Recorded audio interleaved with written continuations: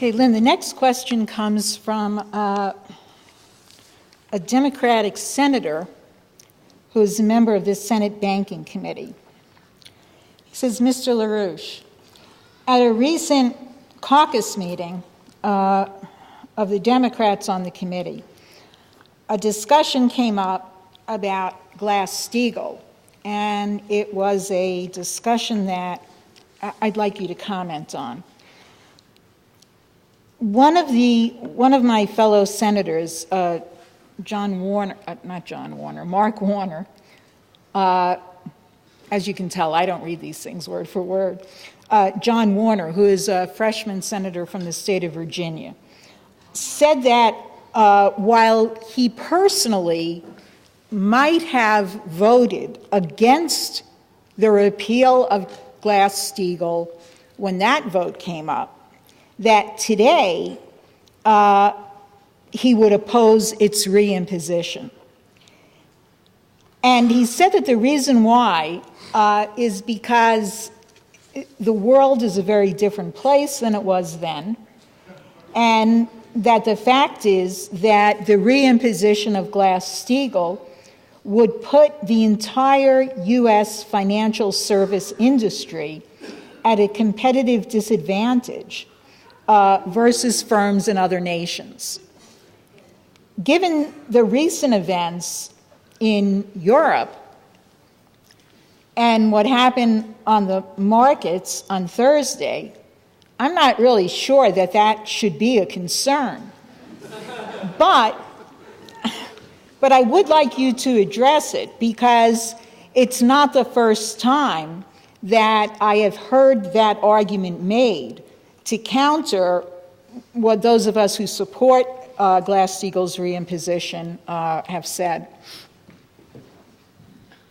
What you have is you have a kind of disgusting greed. You know, it's like the members of pirates organizations used to kill each other, like organized crime members, that sort of thing. And what you have is you have a kind of society which is completely immoral. And this society has become completely immoral. And therefore people say, well, what you propose sounds good, but I have an interest in the maintaining the present system. Look, I got investments over there. I got friends over there who I do business with. I am not going to go against their interests. For example, you say people will come in with this great alarm. You say you're going to apply the Glass-Steagall standard to banking system, but those banks, I have money in those banks. The people you're trying to bankrupt by liquidating, I have money there. They have rights too, don't they? You're going to close down them? You're cruel. That's dictatorial.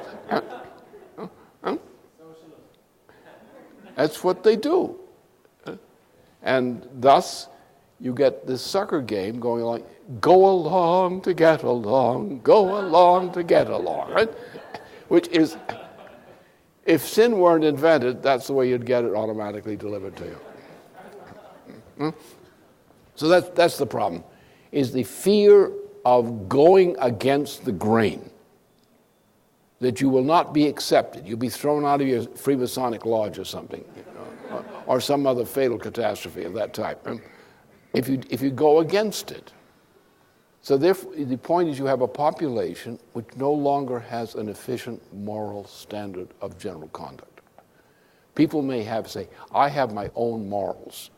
By my moral standards, I would never do that. But they have a right to do that. We have a right to differences, don't we?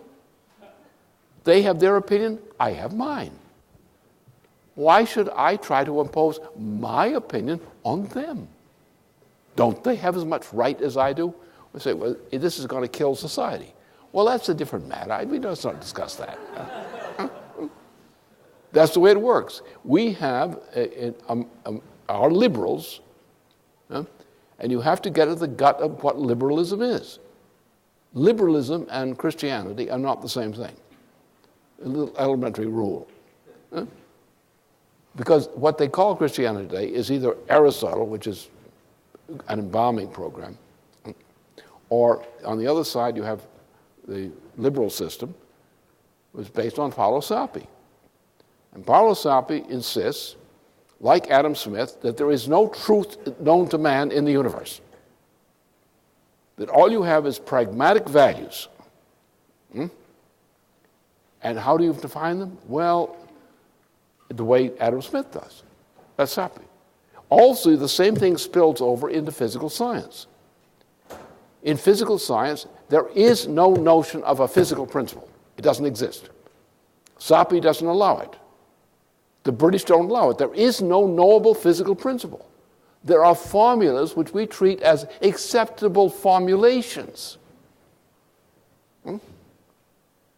Like the man in Wall Street says, well, you would question the market's wisdom. He says, I go by the numbers. Numbers, buddy, I go by the numbers. That is, they use statistical methods.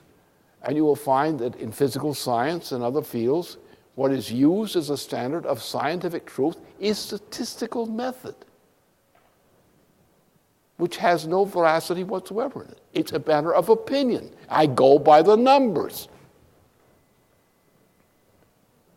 And that's how this stuff happens. When you have a society which has a principle, when it has goals, then you judge the role of an issue by the goals it serves. You calculate the goals. What should be the goals of society? Rather than the opinions. What's your mission? What are you going to accomplish? What's your principle? Let's take the case of energy flux density. That the most important rule of thumb calculation in economy, in physical economy in particular, is energy flux density. If I use up, as I said on an earlier occasion, if I use up the rich iron ore, then my productivity collapses.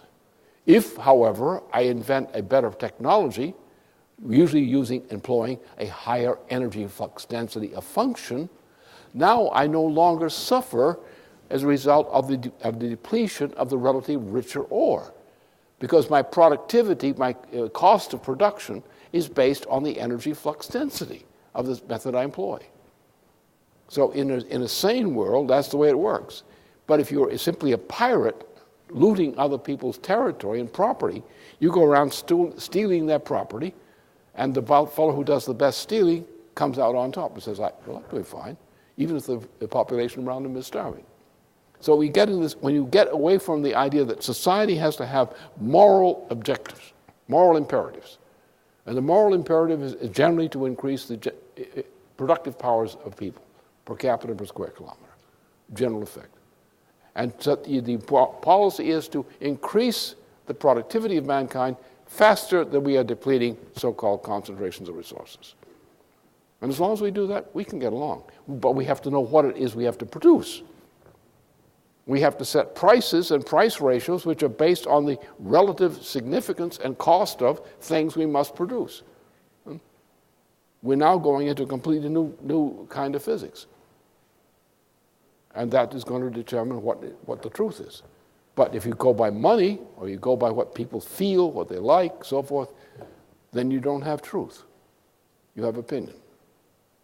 And what has happened is a society of opinion is a society of immoral or amoral lack of direction. And that's what you have today. That's what's taught in the schools. Look at the textbooks. Go to a school, look at the textbooks. Look at what's taught, especially in the social science categories. We have a demoralized population with no moral purpose whatsoever. Or fragments of it, that's all. But we don't meet. We say, who's got the votes? We don't say what's right, but who's got the votes? We've got to bring the idea of what's right, what the vote should be, into conformity with the truth. But we have an economy now, we say we have to do what people want. They want drugs. You have no right to interfere with their drugs. Even if the drug users are killing people left and right. You have no right. They have as much right as you do. They have their opinion. Don't they have a right to their opinion? That's the kind of society, liberal society we live in. We no longer have moral objectives. That is, moral objectives in terms of, translated and expressible in terms of what is beneficial for humanity and humanity's future as opposed to the opposite. That's where the problem lies.